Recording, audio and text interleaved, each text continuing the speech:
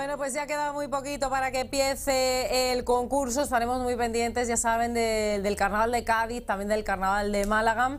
Así que aquí en 101 Televisión podrán seguirlo día a día, todo ese carnaval. Vamos a hablar ahora de medio ambiente. Tenemos con nosotros ya, como cada 15 días, miércoles, a nuestro experto en la materia, Juan Villanueva. ¿Qué tal, Juan? ¿Cómo estás? Hola, Soledad, ¿qué tal? Muy bien. Y hoy además para hablar de un tema que de manera recurrente viene a esta mesa cuando estás tú aquí, que es el agua, la importancia del agua, y ahora con el trasvase Tajo Segura. Exacto, han hecho revisión a los planes hidrográficos de España y el tema más sensible es el del Tajo Segura. A nosotros los andaluces esto nos pilla de cerca por Almería. Sí. Porque el trasvase del Tajo Segura básicamente es para regar todo el sudeste peninsular, la Comunidad Valenciana, Murcia y Almería. Y uno de los problemas que yo creo que no se explican con claridad es que el conflicto no es tanto por el trasvase en sí, sino porque han establecido un caudal mínimo ecológico, un caudal mínimo que tienen que tener todos los ríos. Ya desde hace, creo que casi 20 años, la Comisión Europea nos estaba diciendo que teníamos que establecer un caudal mínimo para todos los ríos, y el Tajo no lo tenía. Entonces, ahora, con la revisión de los planes hidrográficos, por fin han puesto un caudal mínimo. Claro, ¿qué es lo que pasa? Que en consecuencia, en facto, eso va a suponer una reducción del trasvase, de la cantidad de agua que se trasvasa para todo el sudeste asiático. El sudeste asiático, perdóname, el sudeste peninsular. Mira, ahí estamos viendo algunas imágenes porque, claro, todas estas actuaciones, todos estos movimientos que tienen siempre que ver con el agua, pues afecta a mucha gente y siempre hay gente detractora, ¿no? Gente que está en contra, gente a favor. Medioambientalmente, hacer este tipo de actuaciones en los ríos, en los cauces de los ríos, esto ya debe estar comprobado o se debe hacer de la manera menos agresiva, ¿no?, para el medio ambiente. Pues mira, lo que más me sorprendió ahora que estaba haciendo investigación de este tema es que el punto clave es Aranjuez. A partir de Aranjuez es donde se ve que el caudal del río es casi un riachuelo, casi. La cuenca tiene capacidad para tener hasta 800 hectómetros cúbicos. Sí. Y tienen autorizado para trasvasar 650. Yo siempre había pensado que se trasvasaba, pues no sé, lo que sobraba, ¿no? Una pequeña parte del río. Algo mínimo. Pues no. Y es casi todo, es prácticamente casi la mayor parte. Entonces, claro, yo entiendo que Castilla-La Mancha y todos los grupos ecologistas se echaran la mano a la cabeza cuando dijeran no tenemos ríos. Claro, vamos a tener en cuenta, ¿no?, que todo este plan se hizo por los años, se empezó a plantear en los años 60, cuando no teníamos la conciencia ecológica que tenemos ahora, ni los datos, ni siquiera pensamos que íbamos a tener la sequía en la que estamos teniendo últimamente. Entonces yo comprendo que en esos momentos lo que se buscaba era cómo potenciar la agricultura, la industria, la economía de una zona bastante retrasada, como era pues toda la parte de Murcia, la Huertecica, Levante, y lo que llevaron era agua. Pero está claro que a día de hoy no se puede seguir por ese camino.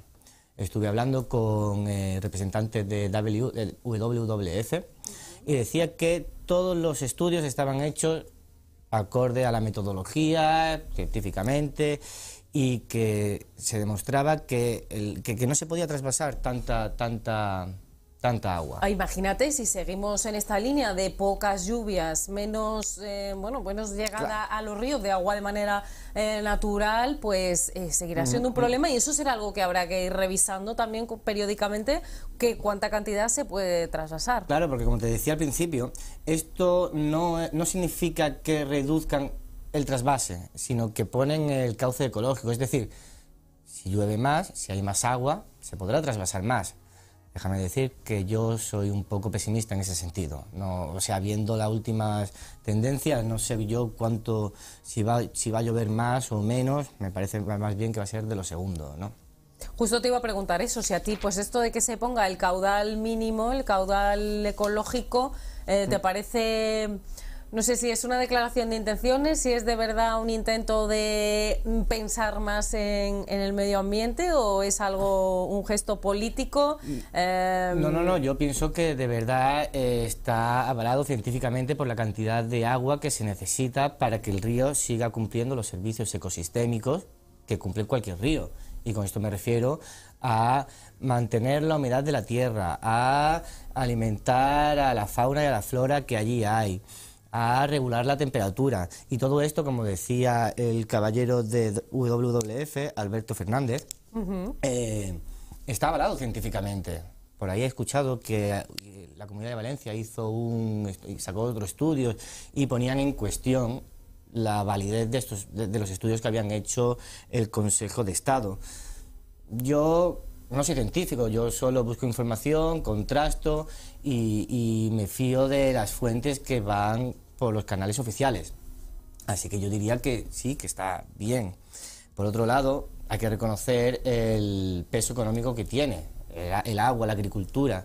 Creo que los sindicatos estaban quejándose de que ponían en peligro 15.000 empleos y casi 5.500 millones claro, es mucha de euros. gente, muchas familias. Mucho dinero, si yo lo entiendo. Entonces le estaban dando alternativas. Perdón, ellos estaban pidiendo alternativas y desde Miteco también estaban ofreciéndole alternativas, sobre todo con la desalación del agua. La desalación del agua es subir el precio, energía, contaminar lo que esté más cerca de las desaladoras, y luego el hecho de que contra más lejos del mar esté, más complicado va a ser.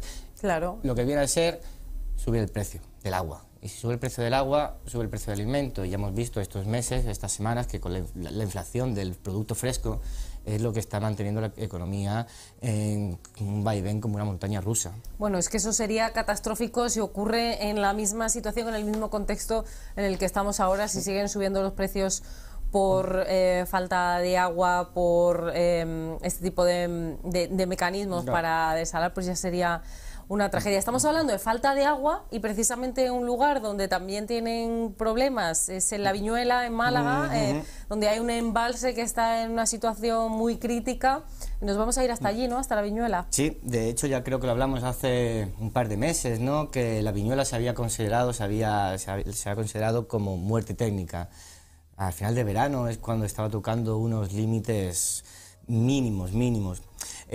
Ahora desde la Diputación han retomado un plan de forestación para rehabilitar toda esa zona. Este plan creo que lo empezó la Sarquía, CEDER, Centro de Desarrollo Rural de la Sarquía, lo empezó hace ya 5 años, eso hay que decirlo por delante. Y ahora la Diputación ha conseguido fondos europeos, Next Generation, y han dicho, bueno, pues vamos a ponernos a plantar árboles, como se ven en las imágenes, a rehabilitar un carril bici, senderismo, etcétera, etcétera. Si podemos decir, yo creo que vienen elecciones o algo y están intentando fomentar todo el turismo. Que me parece bien, no lo critico. Solo bueno, que... por lo menos si una vez cada cierto tiempo se intentan o se ponen en marcha iniciativas así, aunque sea por motivos políticos, por intereses, pues bueno, bienvenidas sean. Lo ideal sería que estuvieran un poco mantenidas en el tiempo, pero bueno, es evidente, y esto es algo que estudiamos hace muchos años en el colegio, ¿no? Pero cuantos más árboles, más agua. No sé si también... no viene mal aclararlo, porque igual a mucha gente se le olvida, ¿no? Que estas plantaciones pues sirven también para, bueno, y para que no se vaya la tierra con las lluvias. Ahí es donde quería llegar yo, porque estuve hablando con el alcalde de La Viñuela, José Juan Jiménez, y me estuvo diciendo que van a plantar 40.000, 42.000 árboles, que no es una unidad suficientemente grande como para afectar al desarrollo hídrico. Pero, sin embargo, lo que sí esperan hacer es afianzar la tierra, fijarla, porque con tan pocos árboles, tan poca agua y las lluvias que caen, lo que se forman son torrentes y llevan todo el agua hacia abajo. Que puede llegar a ser peligroso, claro. Que más que peligroso, sobre todo, que cae en el pantano, y al caer en el pantano obstruyen las cañerías, obstruyen las vías y tienen que volver a limpiarlo. Y luego también que a más vegetación, más salud de la tierra, para los regadíos, para las plantaciones de la zona y todo. Más oxígeno, los animales tienen pues un hábitat, más hábitat donde estar, que eso también es otro problema, que los animales salvajes, los pocos que quedan, cada vez están más... En sitios más reducidos, sí. Además que sirve para regular la temperatura, al menos, ¿no? Todos sabemos que en épocas de verano hace mucha calor y siempre buscamos una sombra a la que cobijarnos.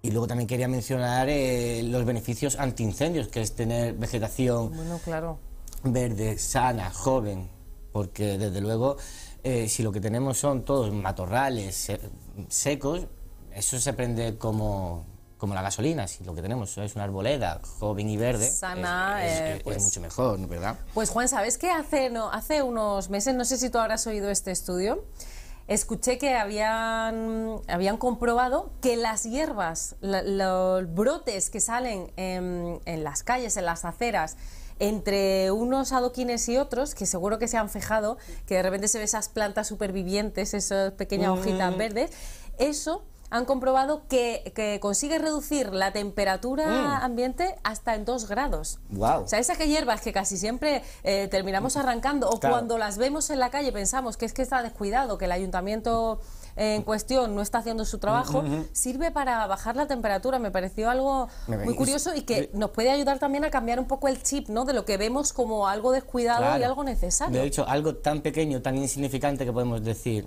esto es mala hierba, tiene su propia función en el ecosistema. En una ciudad, ¿no?, que tenemos el efecto de la isla de calor, con tanto asfalto, tanto cemento, tanto acero, y esos pequeños puntos verdes regulan la temperatura. Da mucha alegría. Claro. Y también, pues eso. ¿Qué árboles se van a plantar ahí en la Viñuela? Porque son muchos, el número es importante. Me imagino que también es importante elegir bien la especie. Claro.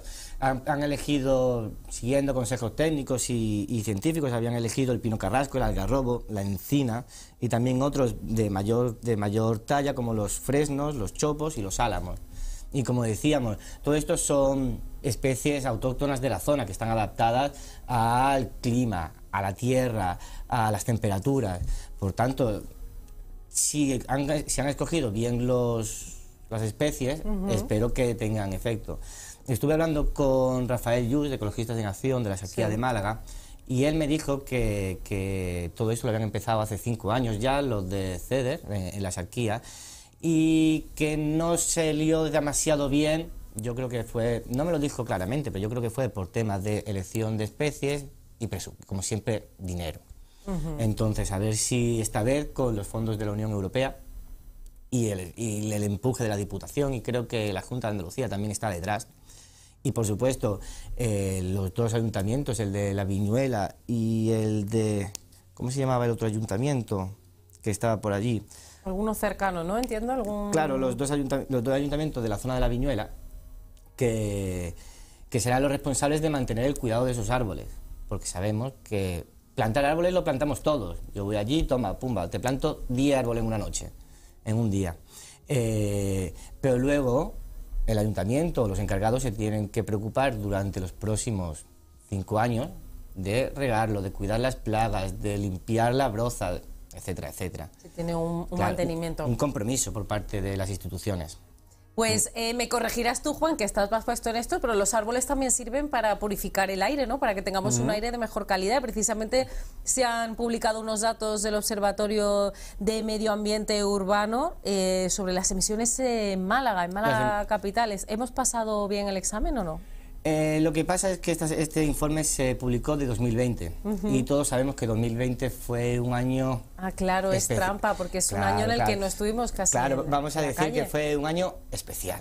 Pero entonces yo quería traer este tema porque me parecía muy interesante, el que no es tanto los resultados, no es tanto la cantidad que se emitió, sino qué es lo que se contó. Y esto es uno de los temas que de verdad a mí me parecen como un gran elefante en la habitación del que nadie habla.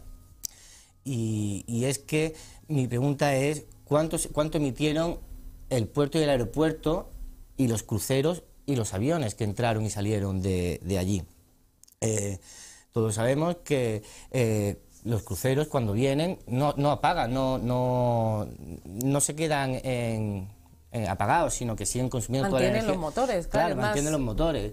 Y los aviones, por otra parte, aunque son relativamente eficientes y cada vez lo son más mientras vuelan, su momento de consumo de energía, su momento máximo de consumo de energía es al aterrizar y al despegar. Entonces yo lo que considero es que sería justo, si queremos ser una ciudad sostenible, como dicen para 2027, y promovemos el turismo ecológico, sostenible, verde, como estuvieron diciendo ahora en Fitur, yo creo que lo justo es que contemos también las emisiones que se emiten en nuestra ciudad, los aviones al aterrizar y al despegar, y los cruceros mientras estén atracados.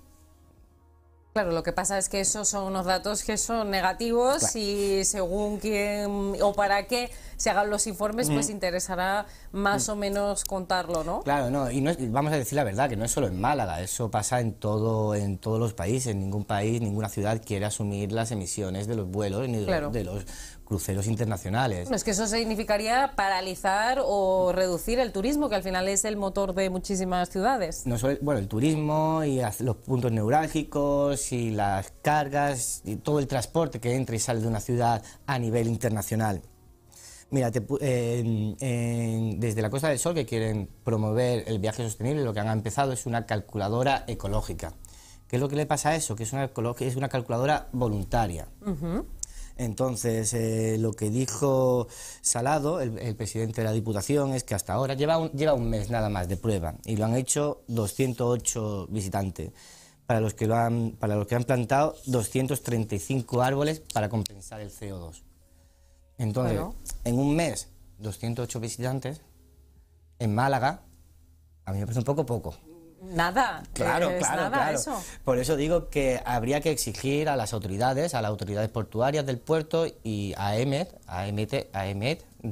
sí, del aeropuerto, a que den unas cuentas reales, porque nosotros le podemos pedir a los turistas, a los extranjeros, a los que vengan y a los que salgan, que apoyen a la sostenibilidad y que intenten compensar su huella medioambiental, pero mientras sea a nivel voluntario, y especialmente si le piden un dinero extra, pues no se va a hacer, o se va a hacer AENA, que hemos dicho EMET, que es la de meteorología. AENA, vamos a rectificar. Bueno, sepan ustedes que todos estos temas que nos vienen a contar aquí Juan Villanueva van a estar van a estar en un podcast que has estrenado hace bien poquito, ¿no? Hace un par de semanas empecé con un podcast que, igual que el blog de Green Bee, lo que hago es desarrollar un poco más los temas en profundidad de los que hablamos aquí y además poner links, coger las entrevistas, las declaraciones, y todo el que me quiera seguir en Spotify lo único que tiene que hacer es buscar por The Green Bee Podcast. Así que espero que me sigan. Claro que sí, todos los que te ven aquí en Hola Andalucía haciendo una televisión cada miércoles, bueno, cada 2 miércoles, pues pueden ir luego y escuchar eso más con calma, porque aquí en la televisión siempre tenemos un poco de prisa. ¿Con qué tema has empezado en el podcast? En el podcast del que voy a hacer mañana empezaré con el de un observatorio de medio ambiente, de cambio climático marítimo, que van a empezar en Málaga, en Andalucía. Va a ser el primero que hacen en Andalucía y quieren poner unos cuantos más. Que es como el observatorio que estábamos hablando de medio ambiente urbano, que lo que hacen es recoger datos y aplicar informes. El problema de eso es que no son vinculantes y aunque hacen un trabajo excepcional y promueven planes y proyectos de los que de verdad tendríamos que nosotros y los dirigentes y los líderes tendrían que tener en cuenta, sobre todo en el caso del observatorio marino, va a ser en cuanto al cambio climático a nivel marino. Cálculos de la acidez, de la biodiversidad, de las olas de calor marinas. Recuerdas que este verano hemos tenido unas olas de calor que al parecer aquí en Málaga lo notamos menos, creo, pero por la parte de Levante, de Valencia, Murcia, eso lo llamaban caldito, ¿no? Entonces, a más datos tengamos, más informados y mejores decisiones podemos tomar. Bueno, pues ya lo saben, lo vamos a repetir. Juan Villanueva ha abierto un podcast donde habla algunos temas que trata aquí y otros que los profundiza, los amplía en ese podcast de Green Bee, creo que se llama, sí, ¿no? De Green Bee, así que lo pueden ir a buscar. Juan, muchísimas gracias por estar aquí de nuevo con nosotros, pues eso, trayéndonos las noticias y haciéndonos también un poco más conscientes de qué es lo que está bien, lo que no está bien y cómo podemos ir mejorando. Nos vemos en 15 días, ¿te parece? En 15 días. Perfecto, pues nosotros vamos a hacer una pequeña pausa y a la vuelta tenemos todavía mucho más. Entramos en la recta final, pero vamos a dar algunos consejos de cómo conseguir los objetivos. Nos vemos.